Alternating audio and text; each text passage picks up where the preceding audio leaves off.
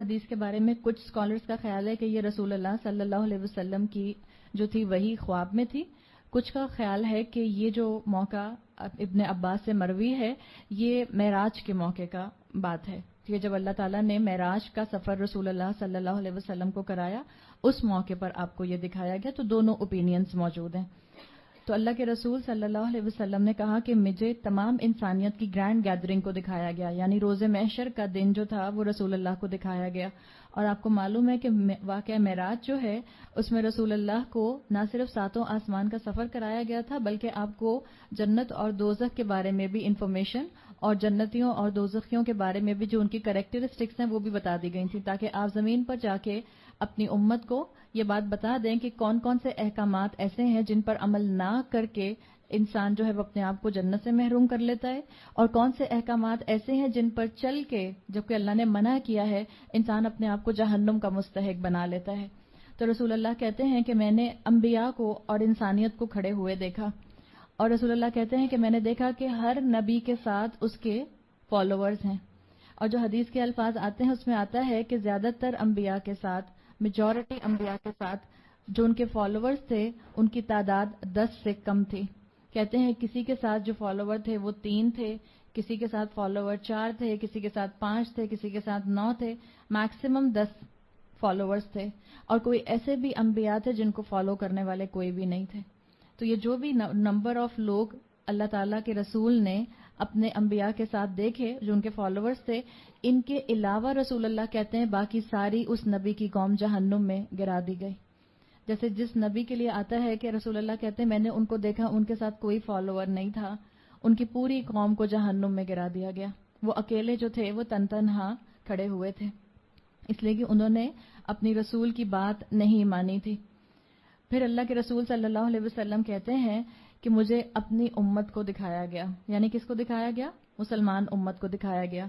تو اللہ کے رسول کہتے ہیں کہ مجھے حکم دیا گیا کہ آپ ہورائزن کے اوپر دیکھیے، یعنی سر اٹھا کر دیکھیے. تو آپ کو دکھایا گیا کہ پورے ہورائزن پر آپ کی امت، آپ کے فالوورز موجود ہیں. پھر آپ کو حکم دیا گیا کہ اپنی دوسری طرف دیکھیے، دوسرے ہورائزن کے اوپر بھی رسول اللہ صلی اللہ علیہ وسلم کی پوری امت جو تھی وہ موجود تھی. اور ان دونوں ہورائزنز کے بعد آپ کو مسلمانوں کی ہی ایک کیٹیگری دکھائی گئی جس کی تعداد رسول اللہ صلی اللہ علیہ وسلم نے 70,000 بتائی، کہ آپ نے 70,000 کا ایک گروپ اپنے ان جو ہورائزن پر امت دیکھی تھی اس کے علاوہ دیکھا. یعنی مسلمانوں میں سے 70,000 کو الگ رسول اللہ صلی اللہ علیہ وسلم نے دیکھا، اور ان کے بارے میں اللہ کے رسول صلی اللہ علیہ وسلم کو بتایا گیا کہ یہ بھی آپ کے امتی ہیں، اور جو آپ ہورائزن پر لوگ دیکھ رہے ہیں وہ بھی آپ کے فالوورز ہیں. یہ جو 70,000 کا گروپ ہے یہ وہ لوگ ہیں جن کو بغیر حساب کے جنت میں داخل فرمایا جائے گا. اللہ کے رسول صلی اللہ علیہ وسلم کو یہ نمبر بتا دیا گیا تھا. اللہ کے رسول صلی اللہ علیہ وسلم نے مسند احمد کے اندر یہ الفاظ مزید آتے ہیں کہ اللہ کے رسول نے اپنے رب سے کہا کہ میرے امت کے اس نمبر کو بڑھا دیجئے. آپ نے اللہ سے درخواست کی کہ ان 70,000 میں اضافہ کر دیجئے. تو اللہ تعالیٰ نے کیا کیا؟ فزادنی، اللہ نے اس کو بڑھا دیا. اور اللہ تعالیٰ نے کیا بڑھایا؟ حدیث میں آتا ہے کہ اللہ نے رسول اللہ صلی اللہ علیہ وسلم کو بتایا کہ کتنے ٹوٹل کتنے تھے پہلے؟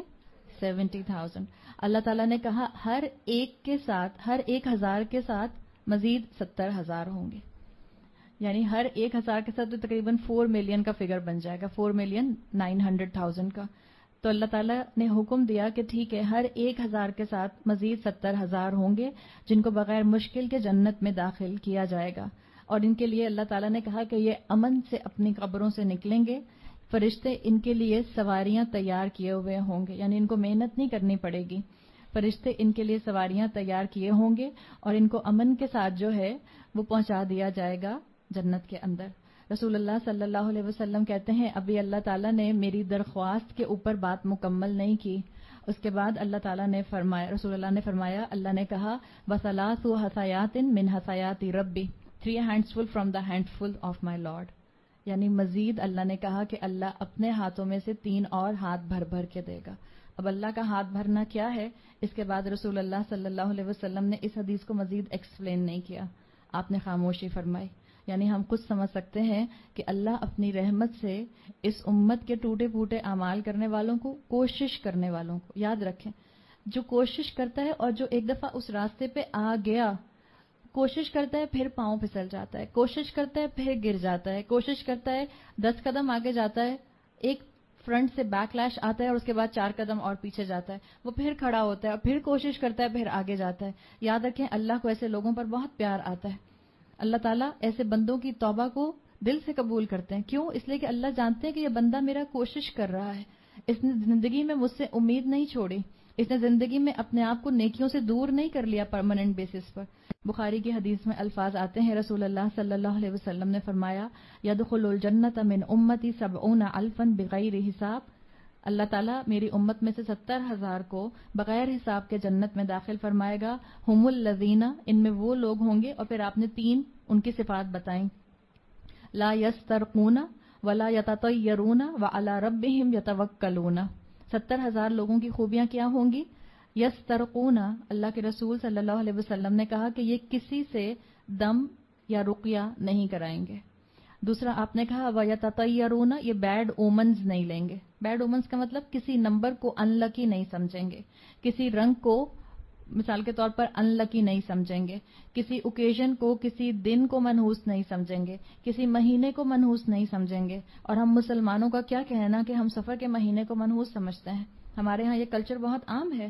اگر پڑھے لکھے مسلمانوں نے کرنا چھوڑ دیا تو آپ کا ایک بڑا طبقہ جو آپ کا لوور مڈل کلاس سے لے کے جو ہے وہ ڈاؤن ٹراڈن طبقوں کے اندر آتا ہے، وہ سب سفر کے مہینے کو منحوس سمجھتے ہیں.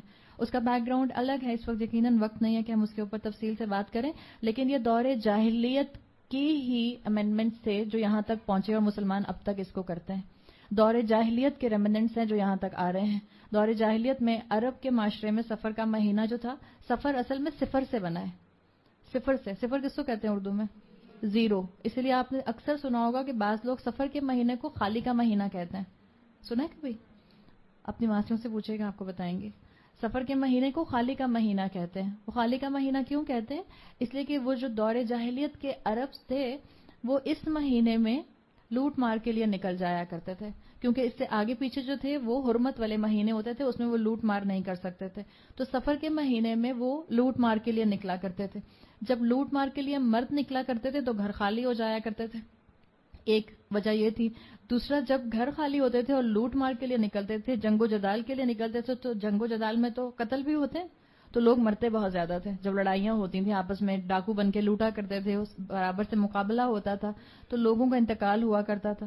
جب لوگوں کا انتقال ہوا کرتا تھا اور واپس پیچھے لاشیں آیا کرتی تھیں، تو مردوں کی نہ ہونے کی وجہ سے وہ کہتے تھے ہمارے گھر خالی ہو گئے.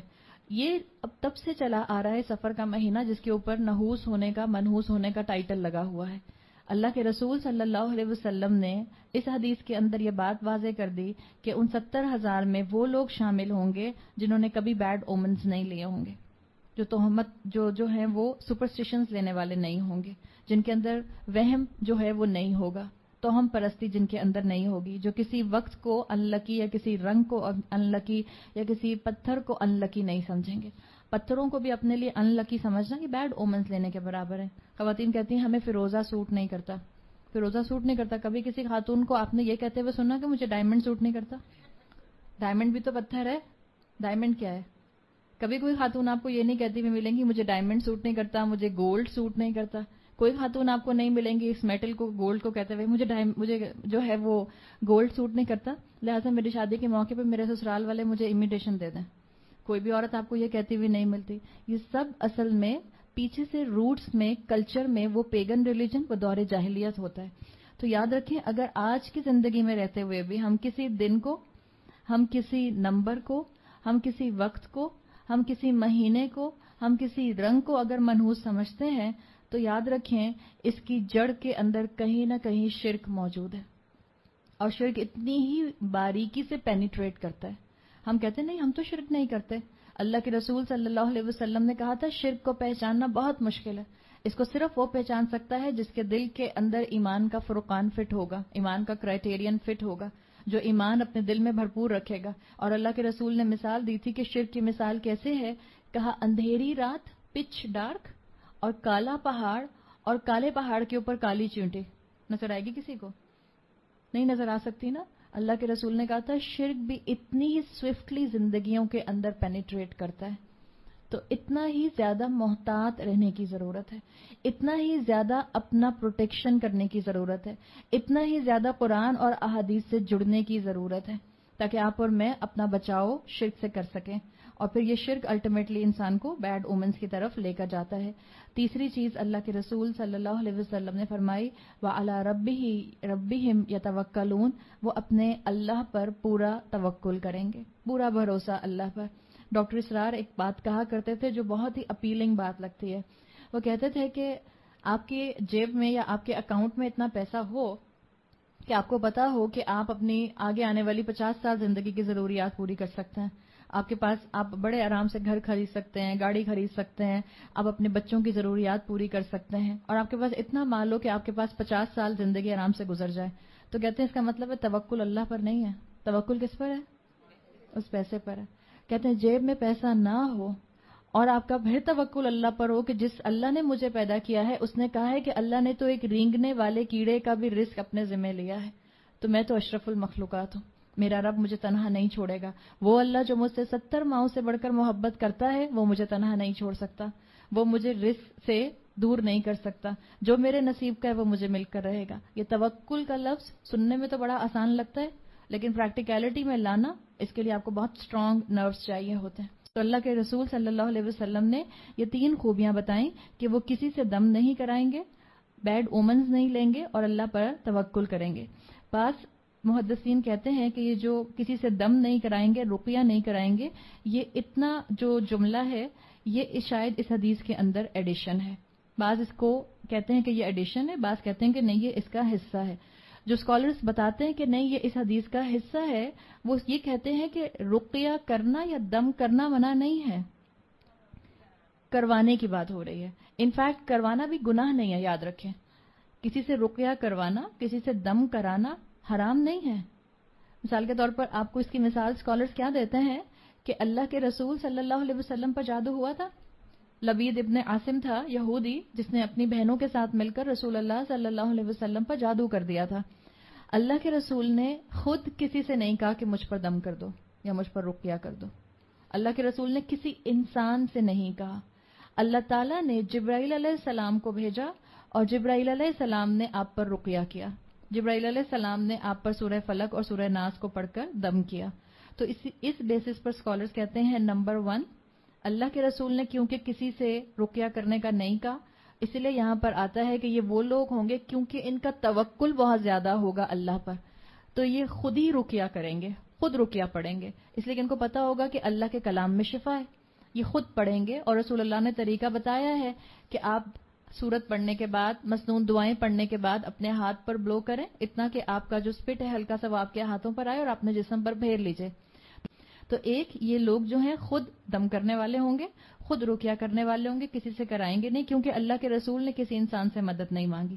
لیکن اگر کوئی آپ کو آفر کرتا ہے کہ دیکھیں آپ پر یہ بیماری ہے میں آپ پر دم کر دوں، تو آپ اس کو منع نہ کریں، اس لیے کہ جبرائیل علیہ السلام نے اللہ کے رسول صلی اللہ علیہ وسلم کے اوپر آ کے رقیہ کیا تھا۔ صحیح سمجھ آ گیا؟ تو یہ وجہ ہے جس کی وجہ سے اسکالرز کہتے ہیں کہ یہ جو یہاں پر خوبی بتائی گئی ہے لا یسترقون کی، اس کا مطلب ہے کہ وہ لوگ خود جو ہیں کسی کے پاس نہیں جائیں گے کہ ہم پر دم کر دیا جائے، خود ریگولر اپنی عبادات کریں گے اور اللہ سے اپنی پروٹیکشن کے لیے دعا کریں گے، اللہ کے سامنے اپنی حاجت رکھیں گے اور اللہ ہی پر ان کا پورے کا پورا توکل ہوگا۔ تو یہ وہ لوگ ہوں گے جن کو اللہ تعالیٰ بغیر حساب کے جنت میں داخل فرما دے گا۔ اللہم جعلنا منہم، اللہ تعالیٰ ہمیں ان تمام لوگوں میں شامل فرمائے۔